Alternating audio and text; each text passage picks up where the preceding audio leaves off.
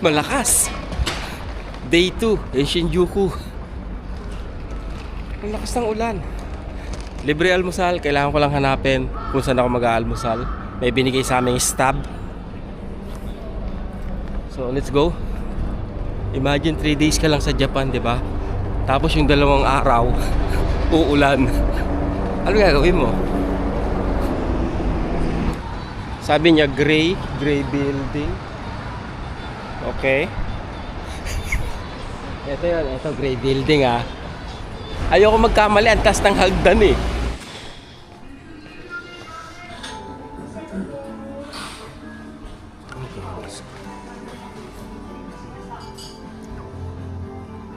Sabi ko, sana gatas ka.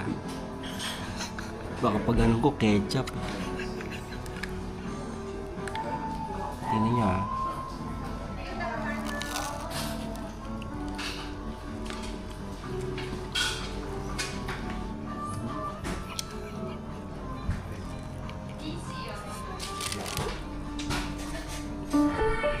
Ang kailangan kong hanapin ay Harajuku. Hindi.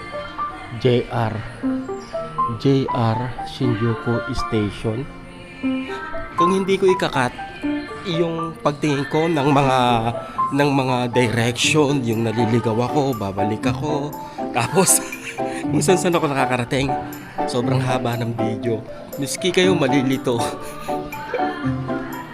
Nagtanong na ako sa parak mga Andre, no?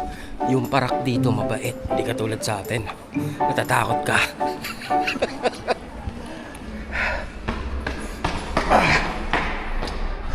Minsan kahit nagtanong ka na, maliligaw ka pa rin. Katulad ngayon. Katulad ngayon. Naghahanap din sila. JR Shinjuku. Hindi, sabi niya turn right eh. Oh gosh. Dito na naman ako.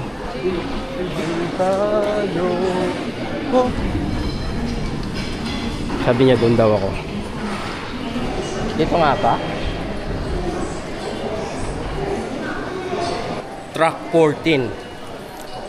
13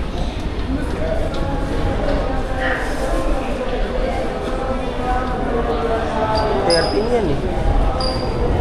Sa'y 14.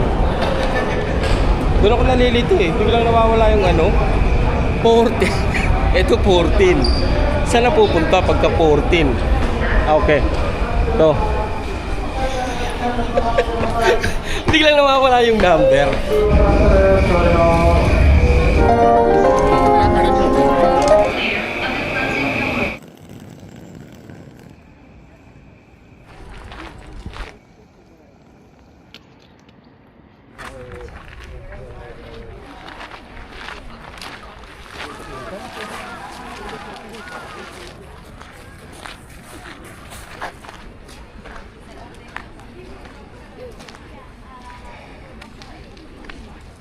Tuwing may nakikita akong tindahan ng pagkain, biglang kumakalam yung sikmura ako. Teka, pagkain ba yan? Baka hindi pagkain yan, pero kumalam pa rin sikmura ako. Iba na yun.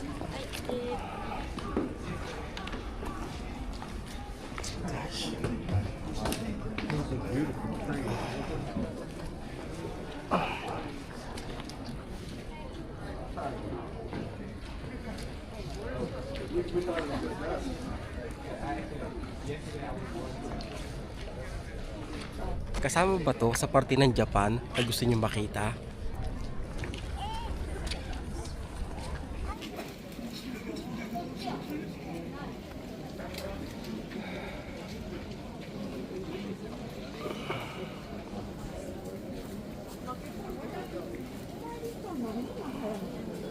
Nakita nyo kung gaano karami yung wish na nakasabit doon. Ilan lang yung pinakita ko sa inyo, pero halos karamihan may kinalaman sa peace, sa happiness. Matagal na panahon na meron akong nabasa na isang, ewan ko kung anong tawag rito. Basta ang sabi niya, you are the author of your own happiness. Huwag mong hanapin sa iba. Yung ikasasaya mo.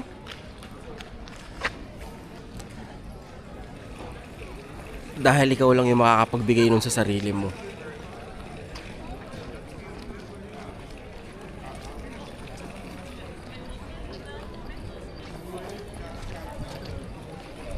Protect your mental peace at all costs. Huwag mong ilagay sa kamay ng ibang tao yung mga bagay na makapagpapasaya sa'yo. Pag ganito pala. Sorry.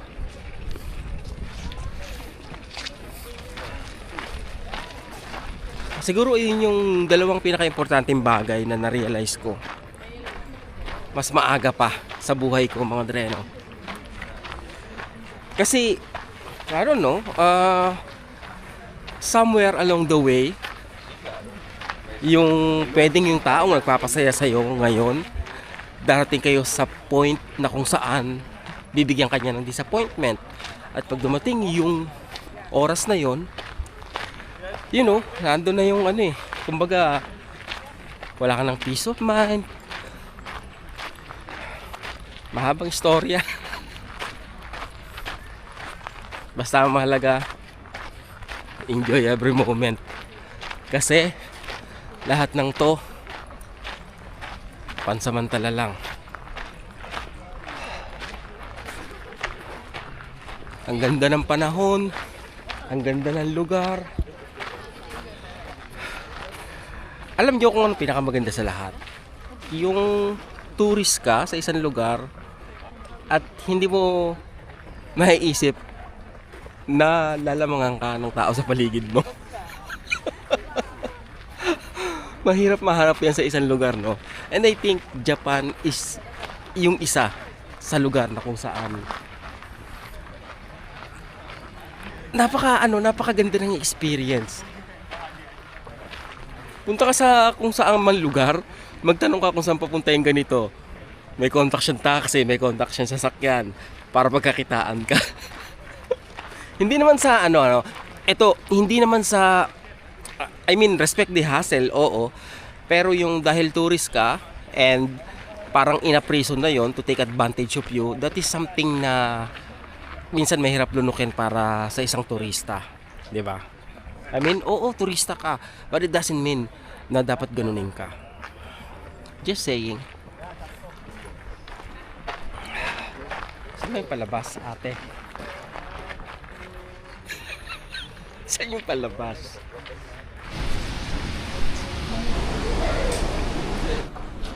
Sana tama itong tinataha kong landas, no? Hindi sa landas ng kawalan.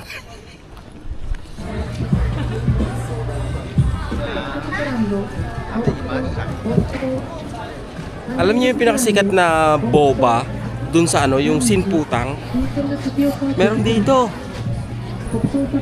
sa Taipei.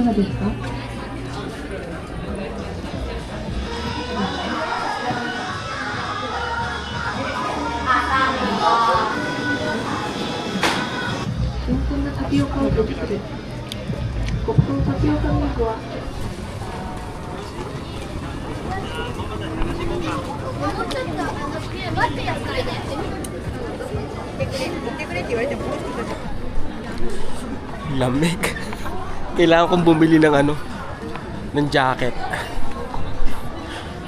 Wala akong dala kasi sabi ko, kaya ko naman yung weather. Kanina, 12 kanina okay naman Kaya lang umulan kasi. Medyo nabasa ng konti itong suot ko, tapos lumamig pa yung hangin. Kaya hindi ko na kaya.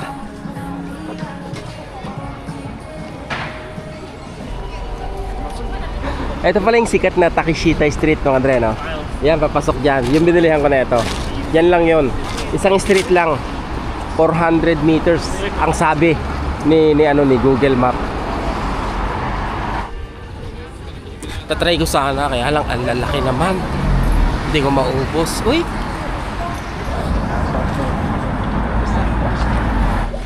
Mga tutang isang dakot. Isang dakot lang sila. Sa New Balance, hindi. Gusto ko sana sa GU GU ba yon? GQ.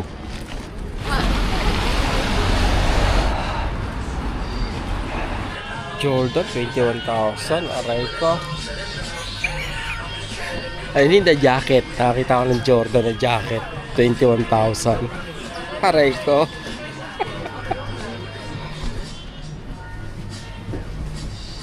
$14,500. Human made. Ah, okay. Ito yung mamahaling tindahan. 16,000 eh. Ano pa na? Sombrero. Hindi ko type. Human made.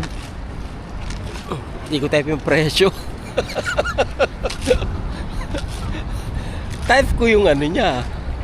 Yung mga style niya, mga damit niya. Paano ko type yung presyo niya? It's getting colder and colder, guys. You know, the wind chill is making it so hard. So let me take you down where I'm going to. Strawberry fields forever.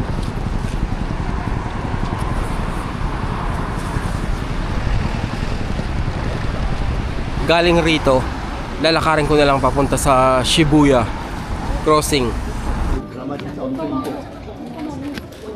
Kailangan ko bumili ng kape para makapag-CR ako. Nakakatuwa dito sa Japan. Ang gagalang ng mga tao. I know, hindi naman ibig sabihin mabait na sila, pero magalang sila.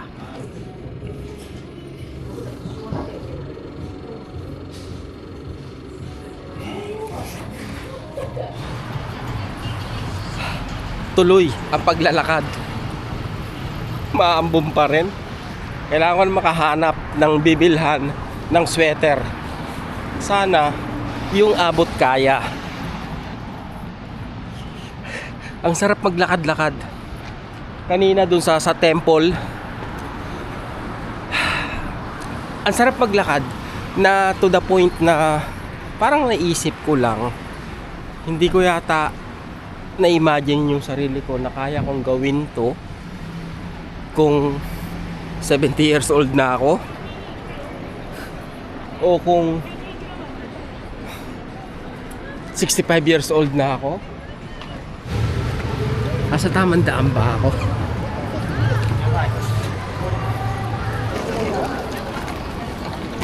Ito na ba? Ito na ba? Andito na ako sa Shibuya.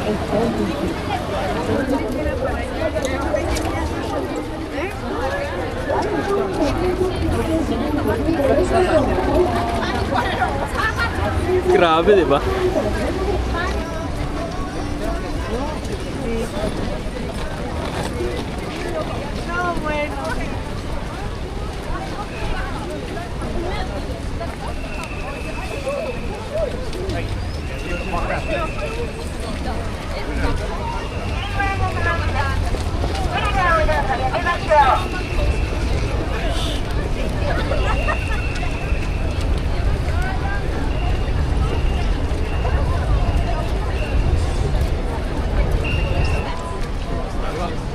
Kailangan pumila. May pila para makapagpa-picture kay Hachiko. Kailangan ko na maghanap ng pandoble sa aking suot dahil mukhang walang balak tumigil tong etong ulan. Okay, Shibuya crossing, second time.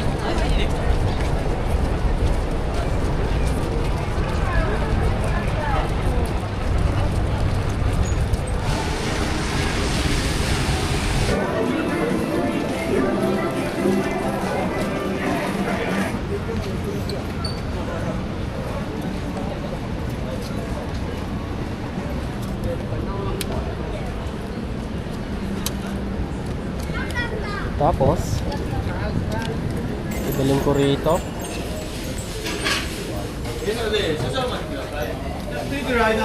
Oh, sorry. May pila pala.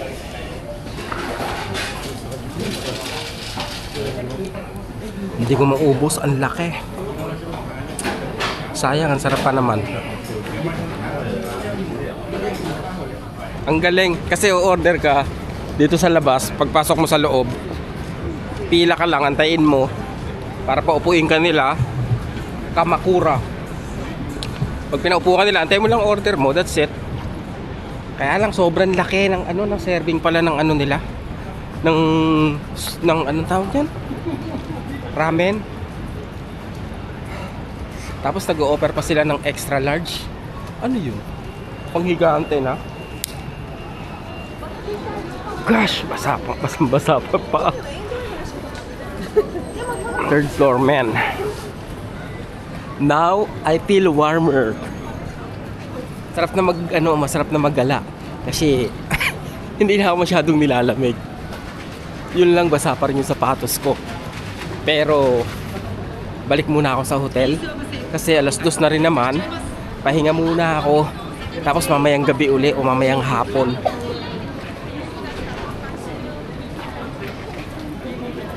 Grabe ang tao rito. Parang hindi nababawasan. Sobrang dami ng tao.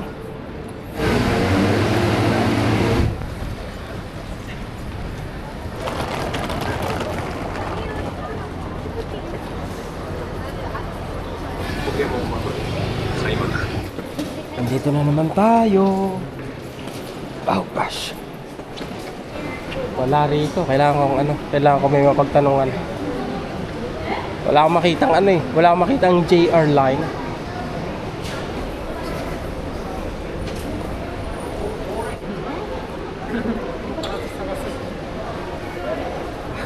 Shibuya crossing uli.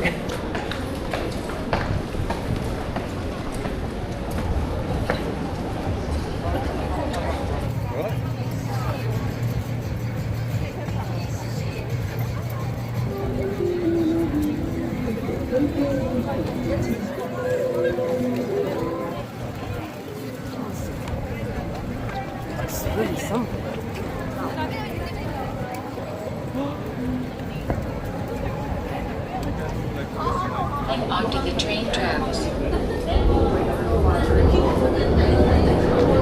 So, okay.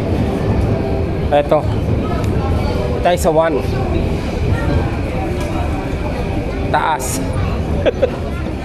Mataas ang hagdan.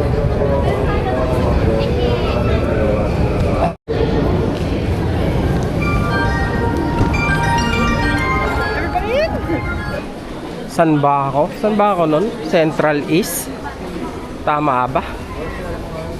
Eto na naman. Tanga. Central East ba? Central East yata ako nun, no?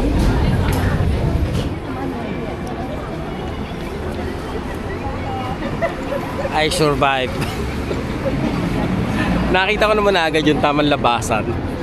Malapit na ako dito sa hotel ko. Doon ako pumasok. Doon ako lumabas. Nung unang dating ko rito, doon uli ako pumasok. Doon uli ako lumabas. So, all is good.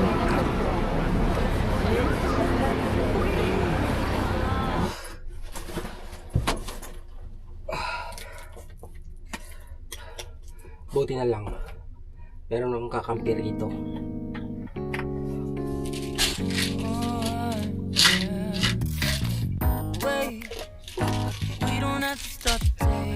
Kala nyo ulit ko kampi ko. Table.